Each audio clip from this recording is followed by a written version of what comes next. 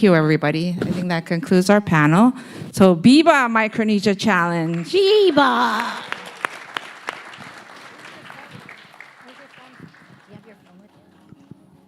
Could have made them say happy birthday. Wonderful.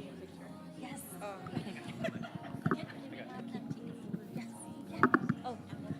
Take your microphone.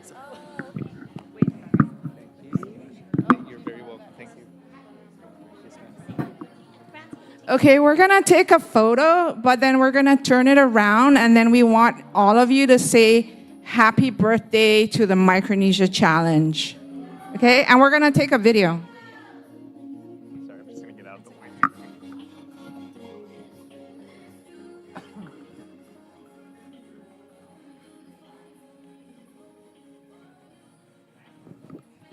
Okay, everyone stand up.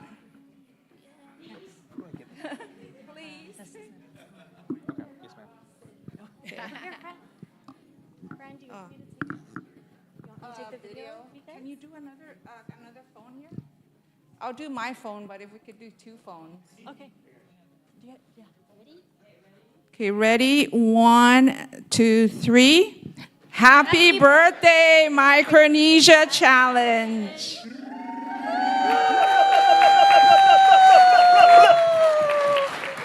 Viva! Thank you, everyone. Thank you all. That was very exciting. It's evident that your dedication to Micronesia it's unwavering. To close up our panels for this presentation today, I wanted to welcome our moderator, the University of Guam CIS and Sea Grant Associate Director of Communications and Community Engagement. He is a man who gives the introductions, but is hardly ever introduced. So I wanted to bring up Mr. Kyle Mandapat. Wow. That was the nicest thing anybody's ever said to me. Thank you. Let's get a round of applause one more time for Cameron, please. What a great program today. Thank you. And thank you all for being here with us as we continue our discussion here. Let me hear you make some noise one more time, please. That's what I'm talking about. In fact, we're talking about so many great things, so many great projects. It's great hearing about the progress throughout our islands and throughout the Pacific with green growth. Please allow me this opportunity now to talk a little bit about and with our partners here at Guam Green Growth. I'd like to introduce you to our esteemed panel today. Introducing first, he is a man of many fishes. Please welcome the head of our aquaculture and aquaponics team at the University of Guam Center for Island Sustainability and Sea Grant, Mr. David Crisostomo.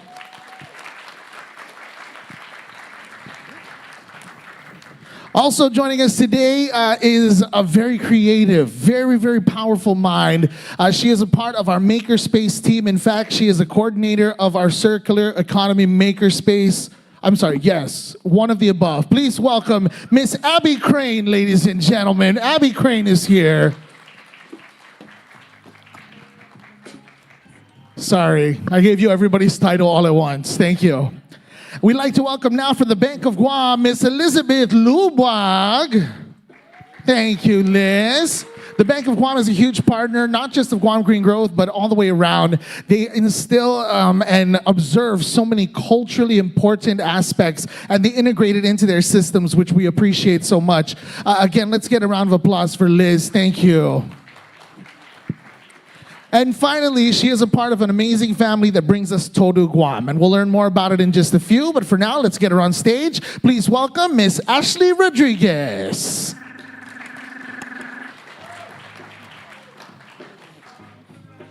Keep on clapping. She was sitting far. It's my girl. All right, please have a sit down, everyone. Have a sit down. Oh, that's a deep couch. All right, sorry. Whew. All right. Guys, it's so Awesome to have you here. I know it's really, really early, and I appreciate all of your hard work. Now, I'm going to start off by asking, with a little bit in what I've touched on in your introductions, if I missed anything, give me a quick 30-second introduction of what you do and the organization that you're representing. We'll start with Liz. Go ahead, girl. Half a day, everyone. My name is Elizabeth Lubuag. I'm representing Bank of Guam. I am the Sustainability and Social Impact Manager at the bank, where I lead and support our CSR programs. Nice to meet everyone. Biba, I love that. Thank you. Hi, good morning, everyone. My name is Abby Crane. I'm the Circular Economy Coordinator at the Makerspace in Chamorro Village, and we have 3 different houses there. One that is a green hub and a store, and we offer classes and business programming. And then we have another house that does plastic recycling, and then an actual makerspace with a bunch of different 3D printers, laser engravers, and other tools to help local makers and artisans look for ways to divert waste and boost our economy and keep the money here local. Thank you, ma'am. Uncle Dave? Hi, I'm Dave Chrysostimo. I'm with the CIS Sea Grant program and started in 2020 and started the aquaculture program under Sea Grant and aquaponics. And so we've been pushing that program out into the community, into smaller production units rather than these huge commercial ponds. And we found the interest level is just a lot more than we thought it would be. Mm-hmm. And so we'll get to talk a lot more about that. Thank you, sir. I'll always remember being at one of Uncle Dave's workshops, and it was me and this ate. Actually, she's not even ate, she's a Lola, right? She was a grandma, and she was just like this the whole time. And I said, Auntie, how come you want this fish system? And she said, so I can go outside whenever I want and just get my own fish. You're making dreams come true, Uncle Dave. Thank you so much for that. And finally, Ash, tell us a little bit about Todo Guam. Hafaday. My name is Ashley Calvo Rodriguez. I'm the clinic administrator from the Todo Guam Foundation. We're a locally and nationally recognized 501c3 nonprofit organization. And we have a mobile clinic that goes out into the community, and we provide access to healthcare resources and education for the underserved population. But we also have a brick and mortar clinic in Tamuning, and we provide access to everyone, whether you have insurance or you don't. We have a multidisciplinary panel of providers, and we also do a lot of work in the community on the social side, promoting sustainability, promoting just access to different resources that people might need. Awesome. Thank you so much. Let's get a round of applause one more time for our panelists. Now, personally, I feel connected to all of these groups for so many reasons, right? And that's kind of like we talked about, and Trina just mentioned, the connection and the level of that networking that happens in the islands is so important. And for so many different reasons, I have to ask right off the bat, I mean, prosperity, it's such a big word. We heard earlier from our youth representatives about how prosperity maybe isn't the same to everybody. What does that look like to you guys and your groups, if you don't mind me asking? Even if you do mind me asking, please answer.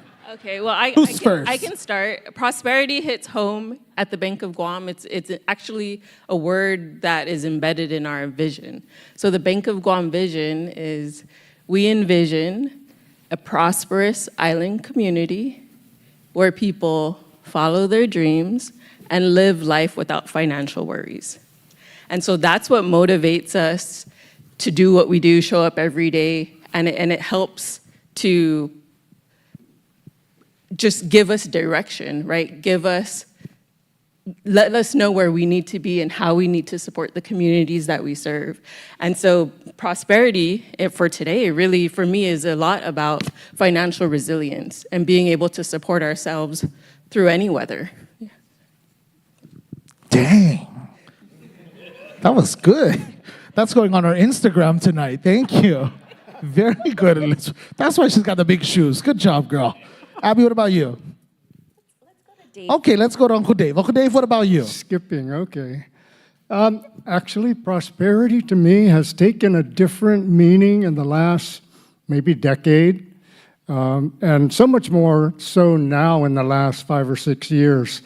I'm not looking at the dollar as being the key sign of prosperity. If you take all of the disasters that we've had in the last 6 years during COVID, if you had a lot of food in your house, you were more prosperous than most people were, no matter how many dollars they had. They couldn't do anything with it. In the typhoon, when everything's destroyed, if you've got a tank full of fish, everybody's going to come to you. And interestingly, and it kind of points to maybe some folks' thoughts on the negative side of community and crime and all of that, they were worried about, oh my gosh, if we get hit with a typhoon or the war breaks out and there's no ships coming in and no food, people are going to be coming in and stealing my fish. So I thought, well, that's a reality, so get a dog. But don't stop producing your fish and producing food. And so I kind of lean a little bit more away from the wealth of land and money and more to the wealth of being able to survive and support a healthy family, a healthy community. Love that. Thank you so much, sir. Thank you. To me, prosperity is also really good hair. And Uncle Dave has really good hair. Let's get a round of applause. Envious over here. Uncle, thank you. Abigail, back to you. To kind of piggyback off of what Uncle Dave was saying, that prosperity not meaning money-wise, but I think for the makerspace side, really being able to give the community different skills and access to different tools so they can build things and do things on their own, which, if we're not able to import as much as we have been doing, they're learning these skills to build, fabricate, and make what they might need and learn those skills at the makerspace. And so that's really being self-sufficient and independent and really going back to that time when we just figured out stuff without instructions. We built things, that traditional knowledge, Filipinos tinker and they can make anything from anything. And I think that's kind of where we're back at the makerspace. We are really teaching people like you can make things from trash. We recycle our plastic and make it a whole new textile. And I think that's like where the prosperity is using what we have and turning that mentality of what waste is into a rich not a rich, a resource. A resource, there you go. yes. Yeah. So that's Very where nice. I think it relates to the circular economy. And you touched on something there. I think all islanders, right? We can fix everything. We can fix everything. If your table's broken, you cut out the middle, you put a grill, it becomes a barbecue grill. Everything's gonna be fine. You fix that barbecue grill, right? Very nice. And Ash, what about you? Prosperity. Yeah, so when I think of prosperity, the first thing I think of is health. And kind of like what Uncle Dave said. Oh, I've never met you, but now you're my uncle. Uncle Dave, yeah. Well, we're here. But, no, it has so much richness in what you've said, because if some people, you think that prosperity is just related to money, it can be related to so many different resources. And I think a fundamental resource for all of us is our health. If we're not healthy, if our community is not healthy, then how are we going to prosper first as a family and a household, and then as a community? And so I think that it's really important to let people know that your health is so important and it's a primary resource for you. I love it. Very good. Yeah. Moving forward, we have this prosperous future. We're obviously illuminating a path to that here with the discussions and the sessions that we're going to be having this week. And all of you will be here for CIS, participating in various ways. What do you view as like the end goal for you, for your group? What's going to be the top of the Ninja Warrior mountain when you and then what are you thinking? How can you envision that? I'll give you time to think. I want to say right now, while they're thinking, I mentioned earlier the connection, and legitimately, guys, I've been affected. Bank of Guam, you guys helped me out. I got a loan there after my second divorce. Thank you. Abby and Emily at the Makerspace helped me make my business cards from recycled cardboard, which is pretty awesome. Thank you. Uncle Dave taught me how to do like this in a model way. Thank you. It's gonna help me get the third wife. And then Ash, I gotta throw this one at you. Guys, I'm a grandfather, all right? Thank you. I didn't pop out the baby, but I recently had a granddaughter. And at the time when my kids were looking for prenatal care, there weren't any available doctors on the island.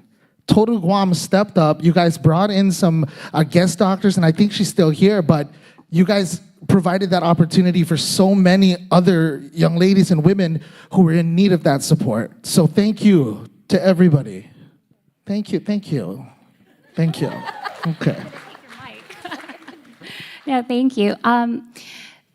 Like you said, like, what is your big thing? At first, I think that we can never reach, we're never going to settle for whatever we have. We're always going to try and work for more. But so this year is Todo Guam's 10th year being in existence on Guam. Thank you.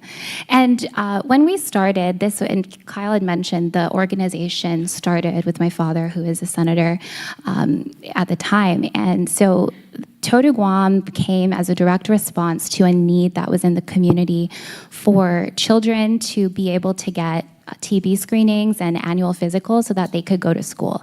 It was an education situation at that point. And so we started doing small outreaches throughout the island, and we would provide those screenings, but at the same time we were learning that families didn't have places to go. They were going to the ER for a cough. They were going to the ER for a cut that they could have gone to an urgent care or primary care doctor, but there was just so much need for people who didn't have access, whether it was for transportation, insurance, costs, and all of that. And so 10 years later, we've been able to not only expand our mobile health services to have a full spectrum of primary care and immunization, but now we have a place that people can call home, people can call their primary care, and we're working not just towards intervention, but prevention. And I know later on we're going to get a chance to speak a little bit more of our partnership with the G3 initiative, but our goal is to provide preventive care for everyone so that you're not going to the ER as often as people have been in Guam, and you're not, and you're able to take care of your health before it gets too serious. Love that. Thank you. That's great. That's continual growth. And that's what prosperity looks like. The end game for you guys is making sure or having our people, I guess, on that level. Yeah? Beautiful. Uncle Dave, what about you? Look down the road here. Well, down the road, I'm kind of a visionary, and sometimes it's very sci-fi. So I'm a big fan of Aquaman, obviously. I'm always in there with fish and things like that. So if I could grow gills, that would be the ultimate, but that won't happen. But I think what we have in Guam is such a tremendous resource that we have not tapped, and that is our ocean waters, at least in my view of aquaculture.